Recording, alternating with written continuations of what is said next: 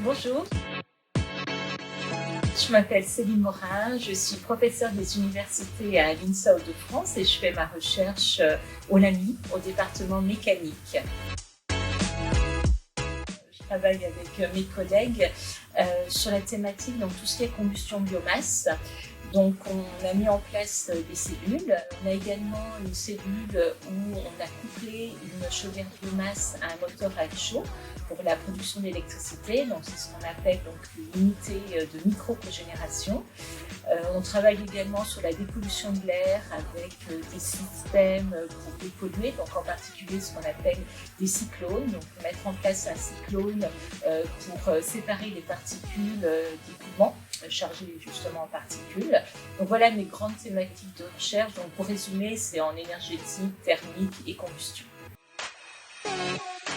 J'ai eu un diplôme d'ingénieur spécialisé en énergétique et moteur à Orléans.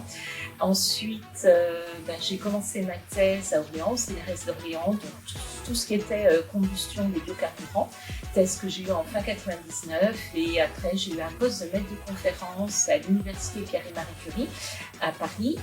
Et mon poste de professeur à Valenciennes, je suis arrivée en octobre 2011. Et j'étais aussi très intéressée par tout ce qui était l'énergétique, les enjeux environnementaux, la gestion de l'énergie, la conversion de l'énergie. Donc j'ai fait aussi une thèse dans ce domaine.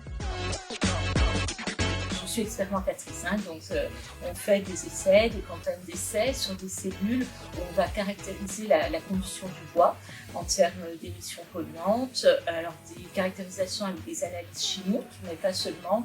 On va utiliser ce qu'on appelle des diagnostics optiques pour caractériser la formation des particules dessus.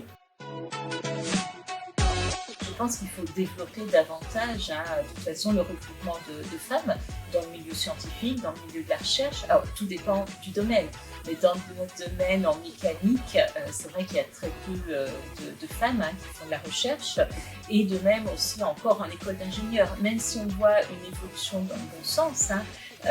Donc, quand j'ai commencé, je pense qu'il y avait 10% de filles. Maintenant, je pense qu'on arrive à 30%. Il faut bien apprendre aux jeunes étudiantes qu'elles peuvent continuer à faire de la science dans des matières comme la mécanique et que ça ne pose pas du tout de problème. Donc, il faut les motiver à poursuivre ce chemin.